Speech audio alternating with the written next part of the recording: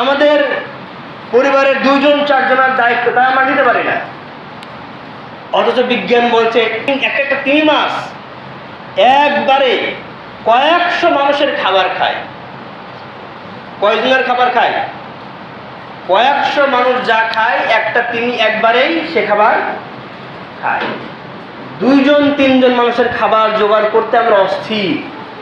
যে রব এই তিমির মতো অগণিত মাছ, অগণিত প্রাণীকে লালন পালন করছে, সে রব তাহলে কিভাবে এদেরকে রক্ষণাবেক্ষণ করে থাকে? সুবহানাল্লাহ। সেই রবের প্রতি আমাদের বিনয় হওয়া উচিত, সেই রবের প্রতি শ্রদ্ধাশীল হওয়া উচিত। আল্লাহ বলছেন ওয়ালা উদুহুম, আসমান জমিনে যা কিছু আছে কোনো কিছু রক্ষণাবেক্ষণে আমি কোনো ধরনের দুর্বলতা বা সমস্যা অনুভব করি না। ওয়াল আলিউল আযীম, আলিউল আযীম, তিনি সুউচ্চ মর্যাদার এবং সর্বময় ক্ষমতার অধিকারী। সুবহানাল্লাহ। আল্লাহ রাব্বুল আলামিন তার পরিচয় দিতে চেয়ে সূরা ইখলাসে ছোটভাবে বলছেন যে কুল হুয়াল্লাহু আহাদ, আপনি আমার বান্দাদের ঘোষণা দেন আল্লাহু আহাদ, আল্লাহ হচ্ছেন এক, একক, অদ্বিতীয়। আল্লাহুস সামাদ, তিনি হচ্ছেন অমুখাপেক্ষী। আপনাকে কিছু দেওয়ার জন্য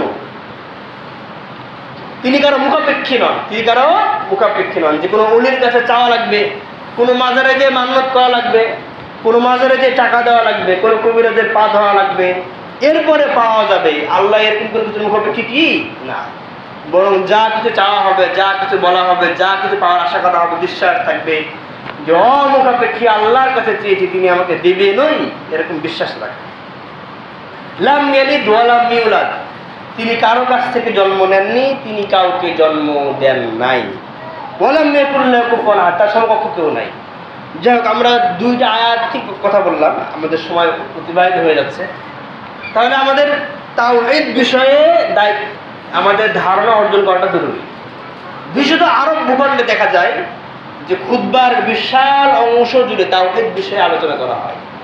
কারণ যে বিষয়ে যত বেশি গুরুত্ব দেওয়া হয় সেটা মানুষের কাছে তত বেশি গুরুত্ব লাভ করে। রব সম্বন্ধে আমাদের ধারণা একেবারেই কম, রবের প্রতি আস্থা বিশ্বাস একেবারেই কম। আপনারা দেখে থাকবেন ফিলিস্তিনের মানুষের এখন খাবার নেই। খাবার আছে? ফিলিস্তিনে বর্তমানে খাবার নেই।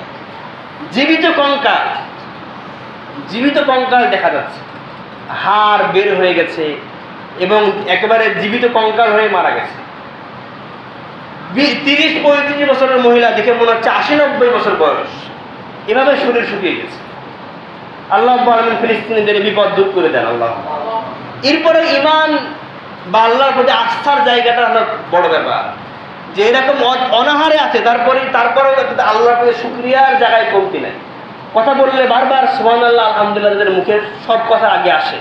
5টা কথা বললে 5 বারই আলহামদুলিল্লাহ বলে, সুবহানাল্লাহ বলে।